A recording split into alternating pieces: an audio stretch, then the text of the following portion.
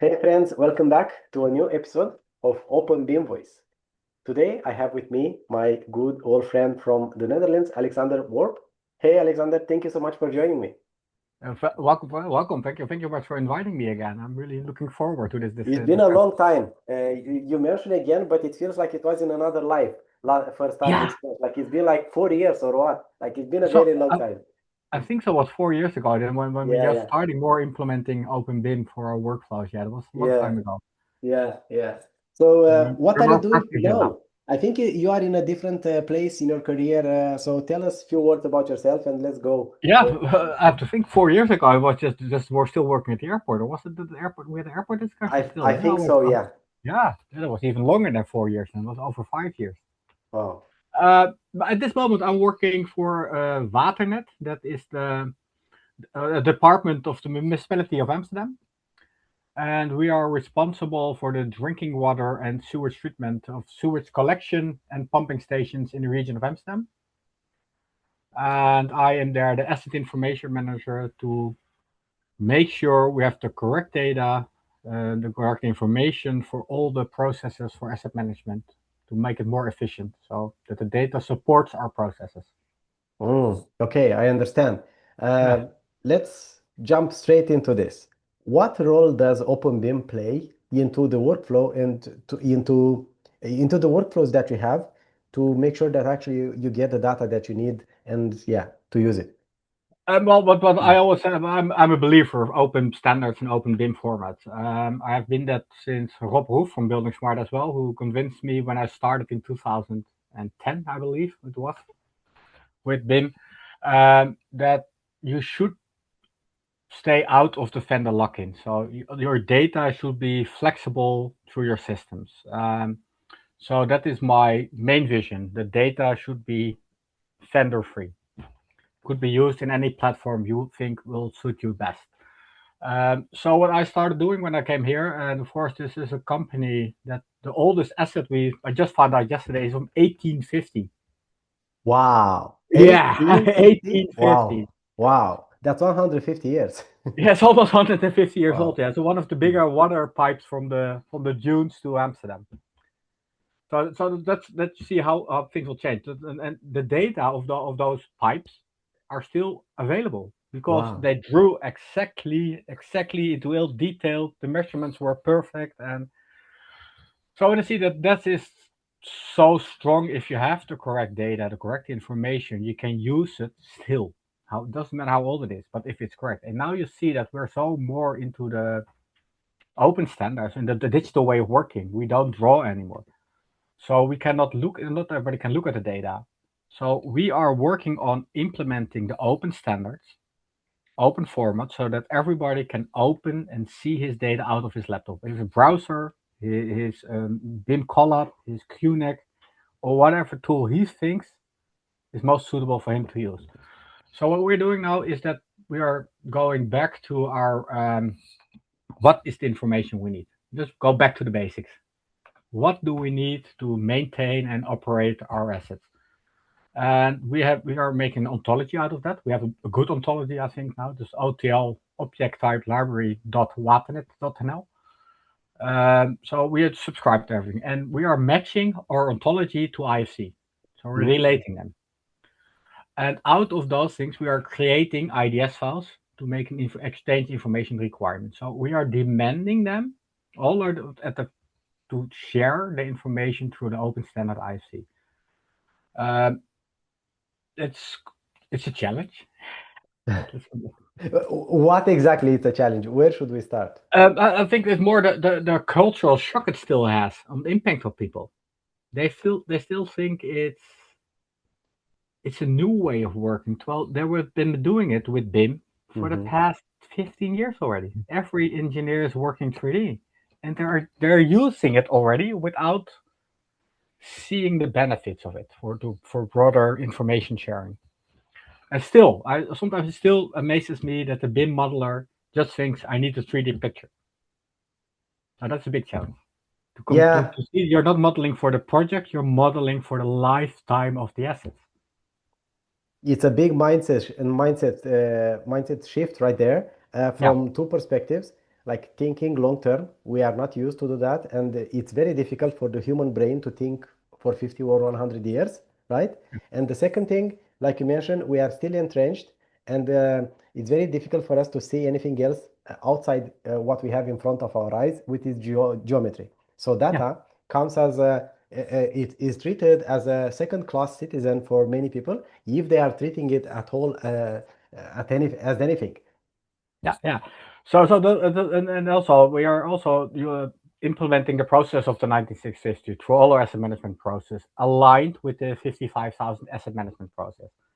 So what the first thing we're working, what I will start when I start working here was to get management teams and directors that data information is also an asset, because the terminology of the ISO is that everything that creates value for your company is an asset. So the data, the information in your system is just as valuable as the physical asset that creates the product you're Wow. selling or transporting. So you say if you want to do that, you also have to make a cultural change on how you maintain your data and your assets. And then they say, yeah, but we have S3, we have Autodesk, we have all the Bentley, we have ProjectWise, and I said, yeah, it's all perfect toolings, but it's still only tooling that is used for a specific topic, for a specific goal, not for a long time whole asset lifecycle management. So that's what we want, is to make sure that we receive open information, open BIM standards, that we can distribute over the different systems.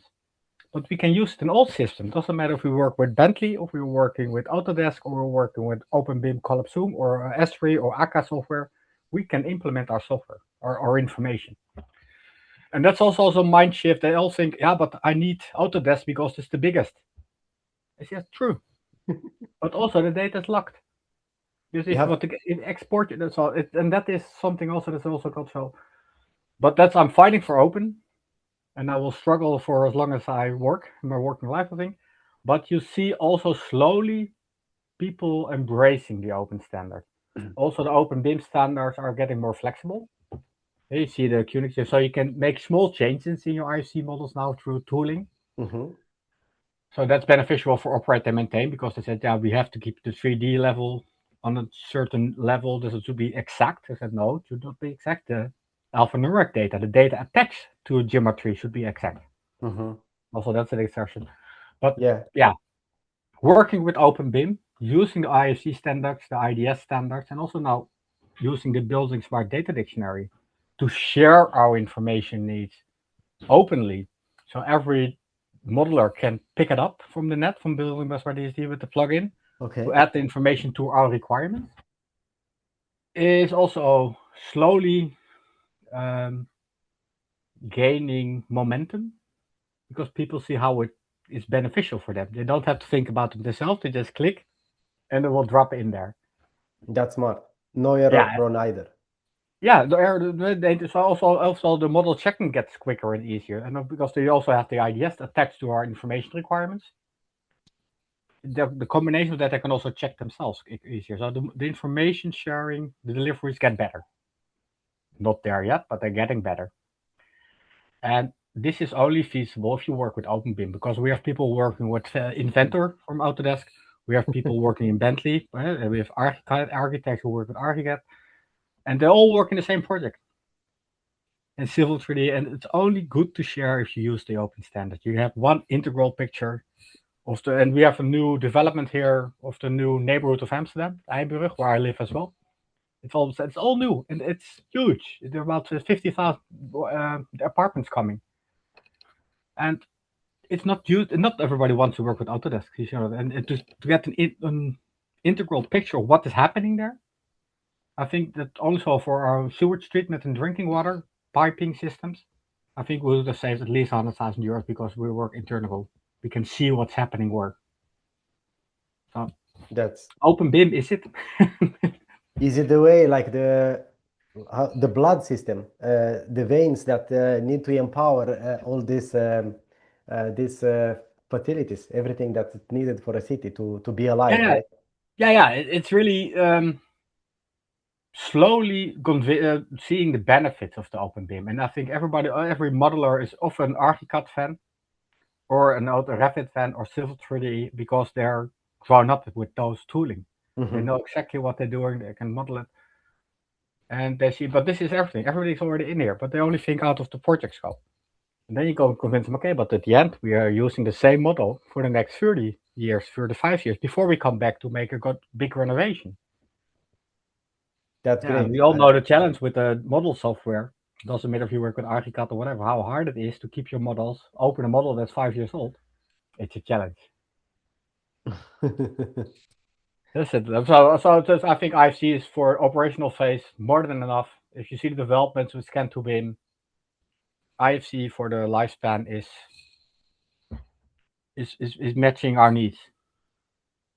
It's extremely encouraging for me to hear this.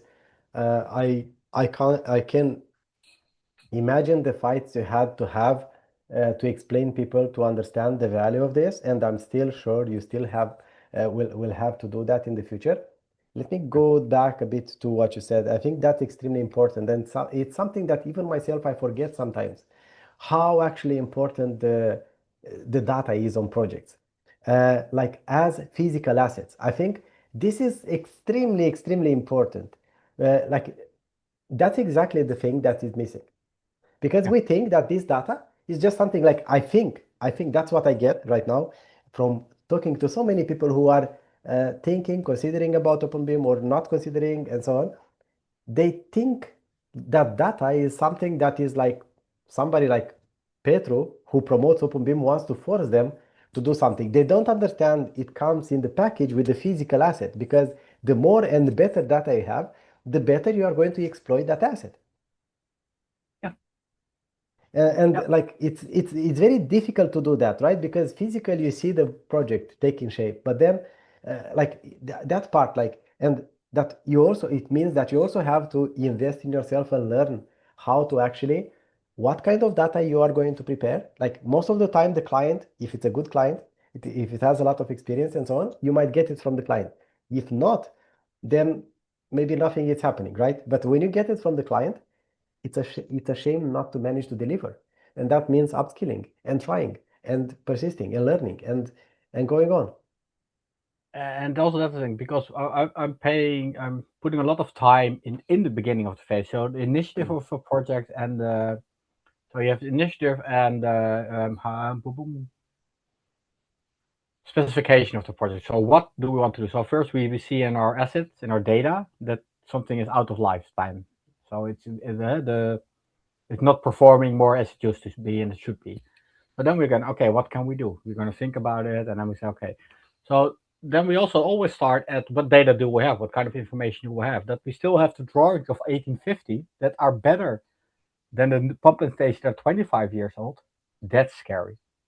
That's what Wow. I think is really scary.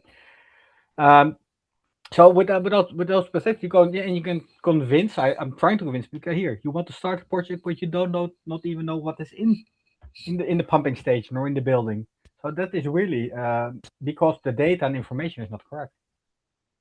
So 150 years ago, they had a better archive, still not digital, but they had it, and we can still find it. So I think that is one of the things. And to get those data flows better is to make a universal language on what we share our information. And IFC, I think, is one of the better for construction, building, inventing. And what you said is also very much, but my algorithmic data is for me more important than the geometrical data for my maintenance phase. Yeah, and also to convince modelers with that, and that's also for in the delivery phase. That's really hard. Here it is. You can see it to show the turnaround to model. Say, look, everything is here. And that's what also I'm trying to make it training, not an open BIM training, but to Common let the sense or yeah, common data sense. Make data. make make the modelers aware of what they are doing. Yeah. They're not creating a nice picture of the assets of the new project. They are making the information that is valuable for the rest of the lifespan. And then I say, yeah, but okay, I can put the information, and then the connection is, yeah, but why should I export it then to another tool? And then to an open standard. I said, because with the open standard, I'm flexible. Hmm. And IFC is that But okay, and then slowly you see if you really explain it to the models at the start of a project, you make a kickoff, not only how we're going to work with BIM, but also let the asset management tell them why, and why the alphanumeric data is just as important as the geometrical data. Then you see them, okay, thinking about it, and you show a few use cases that, hey, this is the project you're starting on, this is what we had before you started in a renovation. And then you see them, oh, okay, so there is value there. And Yeah. slowly, and I think that is something we always forget also in projects. There's also a culture. We just give them, this is what we wanted at the end, but we are not explaining why we need this information at the end. Yeah, I So think unfortunately there are many clients who don't really think that or don't have so much experience with this and don't really share this with the project teams that are designing and building their projects about this. So it's extremely important. I've seen many projects where the maintenance guys were never involved in the project, and that's a big mistake. Like, how are you going to supposed to know what you're going to deliver if you don't ask them, right? yeah, true, and that's okay. And that's what I think that is the ISO 9650 makes it really clear that you have an information responsible person at the client side, but also at the delivering side, the appointed party, yeah, Yeah. and also that is always nice to see that. Okay, yeah, he's the guy. He is our information delivery guy. Hmm. And then he said, okay, and then I asked, okay, what's his experience? How often did he do this? How often did he open the with IC? Yeah, he has a lot of project experience. Okay, it's nice. And that's okay, but just to know that is he ISO certificate?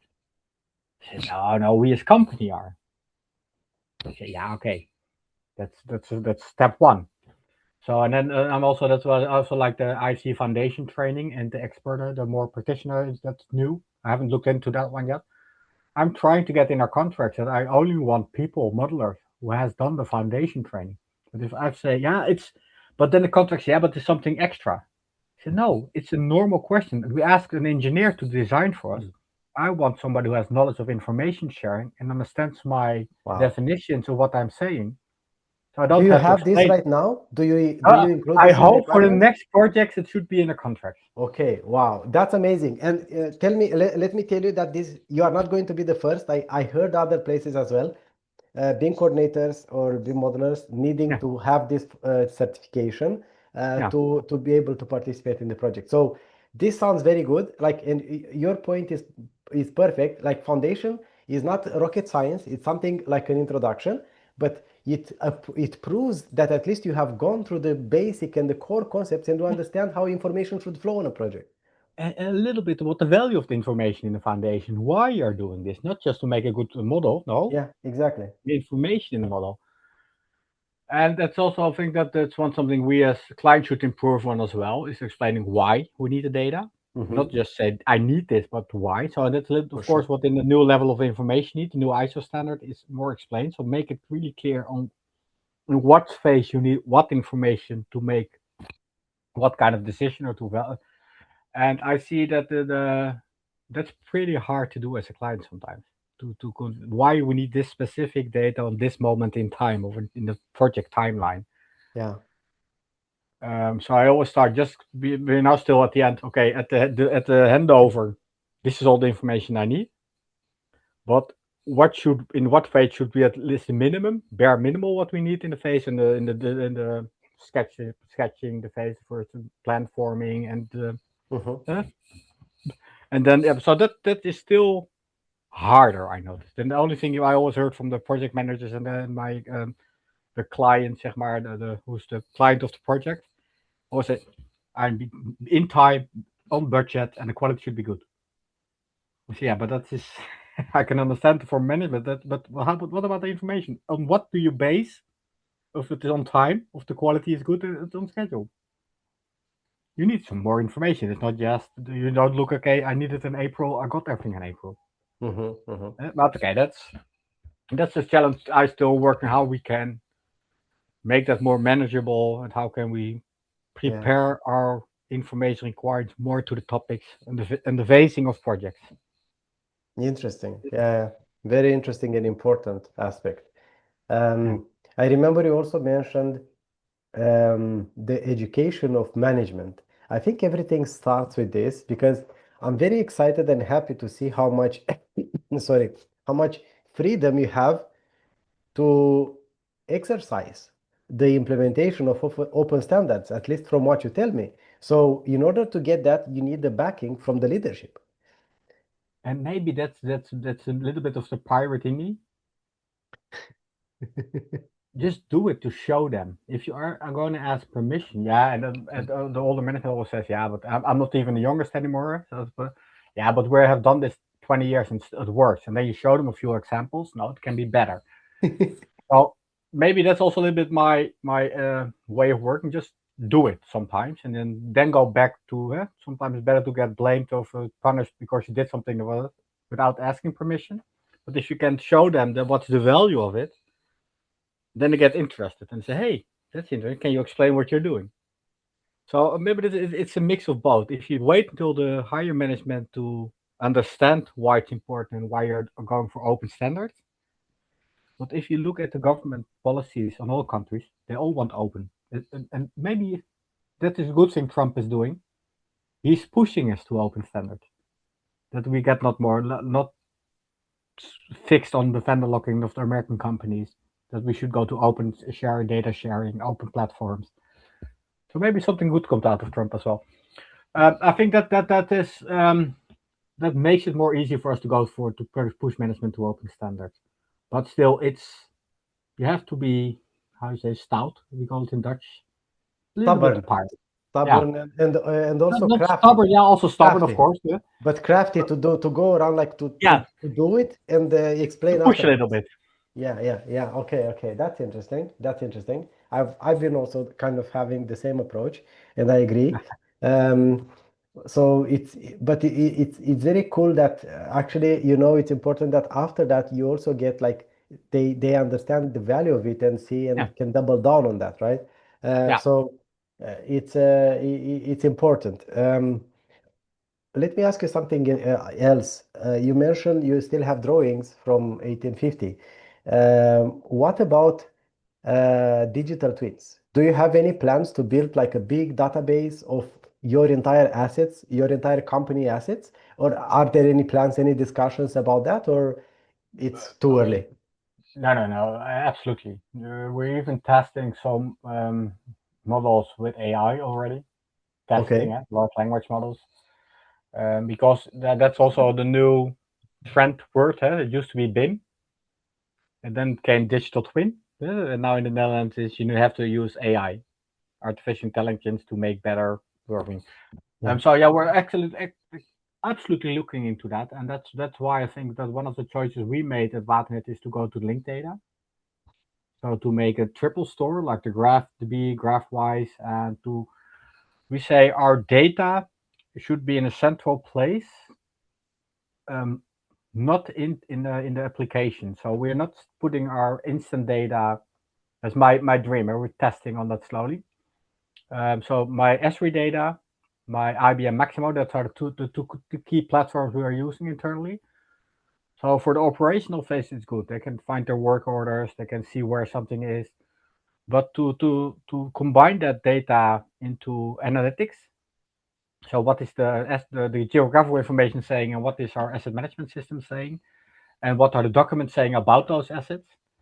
Now we're working on to combine that into a graph database, so a linked data platform. And we are also doing that in combination to go to digital twin with our geometrical information. So we have our IFC models now connected to the graph database. And now we can show them, okay, this pump, you can click on the pump. You see the long time asset management planning. So how old is something? What is the state of the arm? But you can also see all kind of other information. These documents are attached to it. And we're testing now, okay, these were the requirements we were asking on this specific pump. So this pump should be capable of doing so many cubic meters of water pumping, Mm-hmm. replacement. And so we are trying to make the digital twin on that way. So we have a central database, vendor log free, but we're making our analytics on that platform, and we're combining Open JSON, the Open BIM viewer, Open IFC, with Open sometimes Power BI to combine the the information needed for the specific role. The asset manager needs a different view than the operational and the maintenance people. So we're Sure. trying to make that in a digital twin. But then again, our data is not always valuable because it's sometimes old, not complete, not accurate. Our legacy data, and I think all big asset management companies have that challenge. And that is getting more. We get more insights on that because we're working on this. What is missing the data, and then also that's a good thing to convince management. Hey, look, you say we're doing it, but we don't have. We have decided we need this information, this data to make a decision. Yeah. And only 30% is the instant data is available.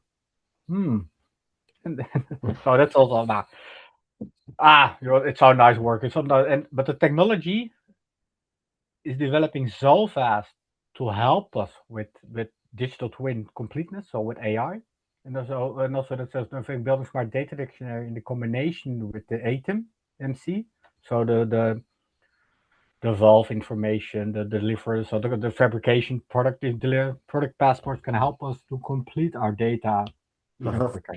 But potential is all.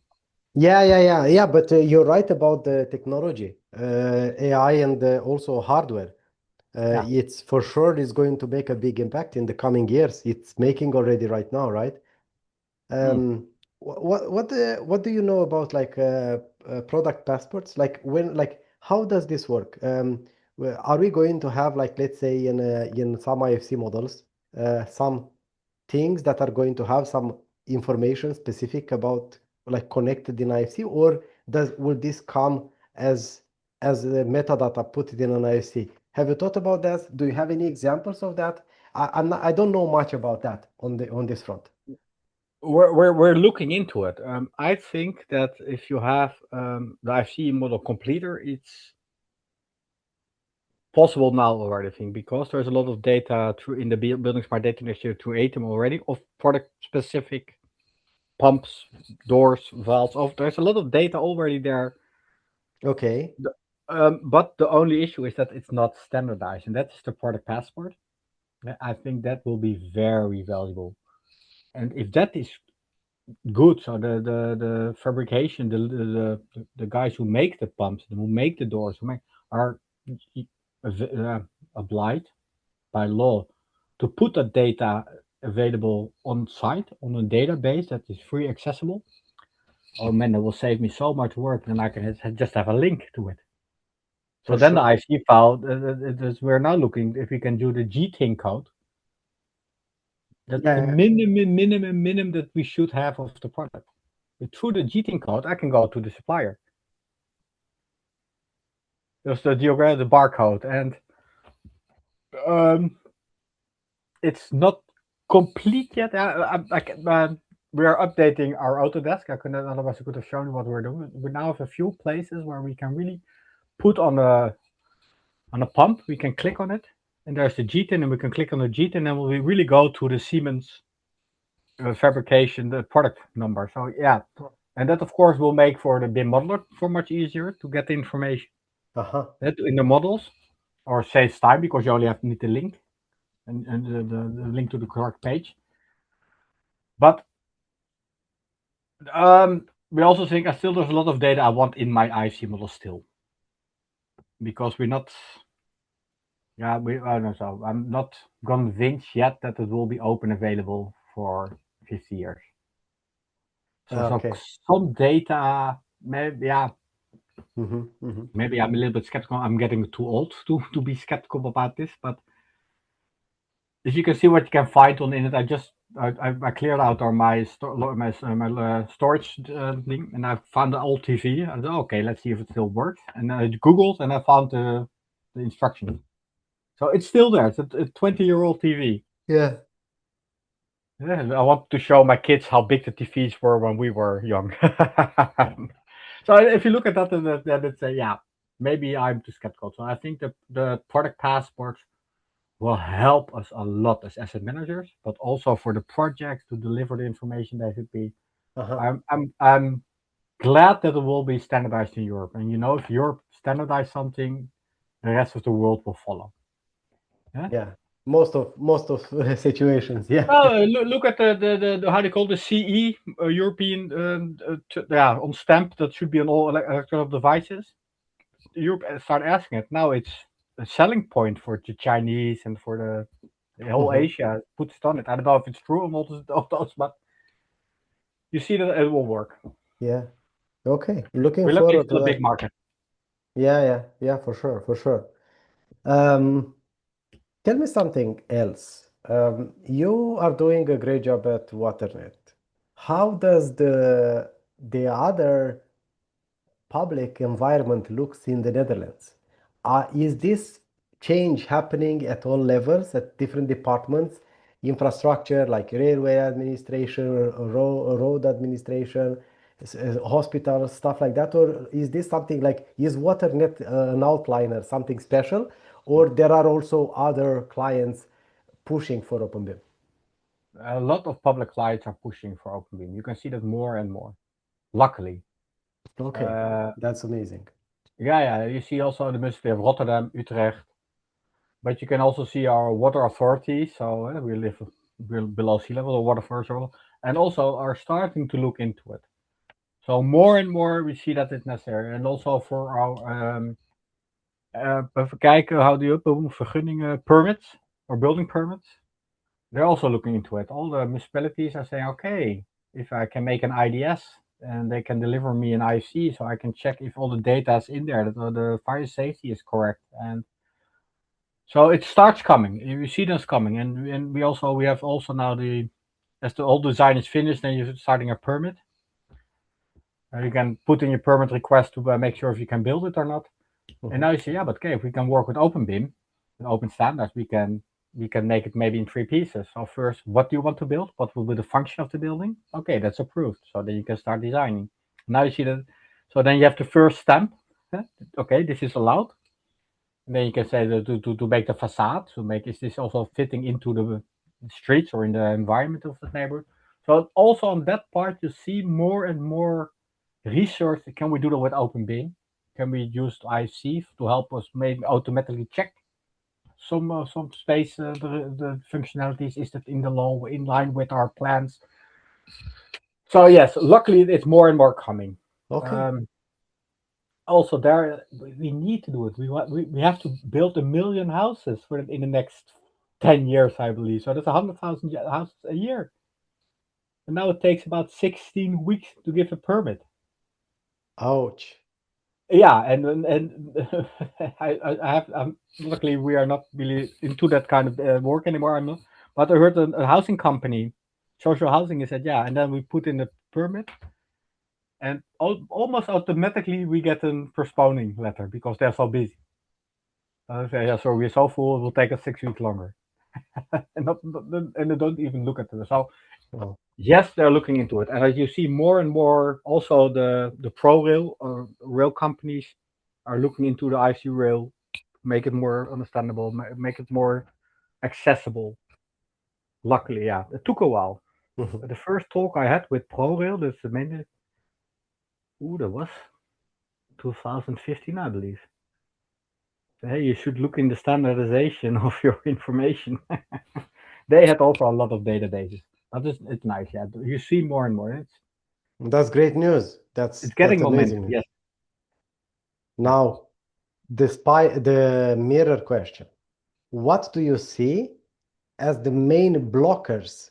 What it makes OpenBIM go, let's say, slow? Because most of us, I think, we experience that the adoption is quite slow. What do you see the main thing stopping us or slowing OpenBIM down? I see maybe two. The first is that you see to have a good open IC model to get it, to export it out of the modeling software, it's still hard. Yeah, and they all say they have it correctly and they can do it, but it's still a lot of manual work. And I can make an exporter for Waternet from Revit or from Dingen, but still, then it's only for me. Yeah. Now that is something we should overcome. How can we make it more standardized? And I think that is more by government should ask more standards maybe. So open BIM mandate and some So that's what, but also culture still. You see that Open BIM needs more people like us who promote it, who say this is working, it's good. We are not a marketing team. No. So the culture that they think that everything is possible through the vendor to the suppliers of modeling software is not getting the momentum, the good momentum. Every time you see it, okay, and they say, yeah, but we're working on that, and so that is also a challenge, I think. And a project and government mandate should help also a lot. Just make it mandate. Every project over, what do you say? What the Singaporean people did over 20,000 square meters or 10,000 square meters should be in open BIM. Point. If you don't do that, thank you. And as public, it's in our law that we should. We call it the pas toe of luid. You have to use it or explain why you're not using it. And IFC is in there. So every public organization should use IFC or explain why they see it's not feasible for them to use it. And we're not looking into this. We're asking why you're not using. Yeah, it's they don't know. They don't have people who understand why they should even do it. Like you talk about Netherlands, but I know other places like where there are not people who even think about this. Yeah, and so that's the thing. And they'll see it as a new way of working. So no, it's there for 20 years already, 25 years. And the standard is, but not my assets are not in there. Said, no, you haven't looked good enough. But I'm starting with the translating with Jan Brouwer again. There is so much in the IFC schema. You have no idea, and it lets you to invent your own schema if you want. That's the whole the other part of IFC. Yeah, I know. So that is IFC 5, of course, is that we go that way. But still, there's all. They think that is blocking them to use it freely, and I said no, that's not it. Then we should go to an expert with IFC, talk to them. What do you need? And it's in there. And otherwise, you can say you can make your own combination and still use IFC. Yeah. But so more people like us, more people like me in the client side. Luckily, they're coming. You see also the airports, of course, Schiphol is more and more pushing again harder for the IFC. So and our Rijksvastgoedbedrijf, so our department of all the real estate of the government is also going again into the open BIM workflow. It's all ISO 9650. So IFC will be more mandated again there as well. So it's coming. I think over 5 years we have another discussion. It doesn't have to take so long, Alexander. No, but okay, then we'll say here. Did you remember that we had this discussion? What is blocking it? And I said, how can we slow it down? Yeah. I would love to see that, but again, like I do not have any doubt that in 5 years we are going to see a much bigger change than we have seen since 5 years ago, for sure. And I think the culture. How do we change the culture? How do we impact the culture? I think here is the foundation certification plays an extremely important role. Everything starts with that, with the understanding. Like not everyone is going to take the foundation and going to become an open BIM zealot. That's not the idea. But few enough people are going to start seeing the value in it, and they are going to educate them even more until they get to start making an impact. Yeah, true. So we as clients should demand at least people working in modeling that they have the foundation. And coordination also. Like everyone who works like proficiently with BIM, I guess. But also what I said that we also did not enough last year. I found out as a client, go to the BIM the kickoff meeting and explain why you have so much value in this, why you want more attention to the algorithmic data. Show it, explain it to the team, and maybe repeat that after 5 months again. Hey, do you see what you're making? Do you see so more from the client side, pushing more to the modelers, to the engineering companies, to put correct information in your models, and that's thinking a client responsible. They want good information. You should also keep repeating why. And I'm not doing that enough as well. That's what I see as well. I'm lagging on that. And then afterwards, you get the question, why are the models so bad? Yeah, but why do you need? And then. But that's great advice. That's great advice, and it's great that you have started to do it. And again, like I'm going to make sure that this advice is going to be blown away on LinkedIn and YouTube and so on. It's important people to realize they Yeah. have to like people who design are not really exposed a lot to maintenance and facility management. They have like in order if you are a client and you care about that, then you have to expose them. Yeah, and keep explaining why. And I'm also Mhm. glad that the architects and the engineers are not maintaining in buildings because then it will be all. But they have other great values to projects and to the living environment. So, but Exactly. to explain them why it's important to put correct information in your drawer, in your window, Yeah, that's the client's responsibility and the operation and maintain phase. I completely agree. I completely encourage that for everyone. Yeah, Thank you so much, Alexander. It was extremely nice. I enjoyed this a lot, and I'm looking forward to meeting you again in Porto, where yeah, we are same going to here. be Yeah. soon. Always good Uh, to talk to you. I like the conversation spot. Always open, and we Thank you never so know much. where we end We up. we should do more often. Like Yeah, again, like we can choose and go deeper into some of the things that we discussed today because I think this can be extremely valuable for many people. So yeah, thank you so yeah, much for saying that. I really enjoyed this our chats a lot again. Thank you so much. same here. Thank you very much.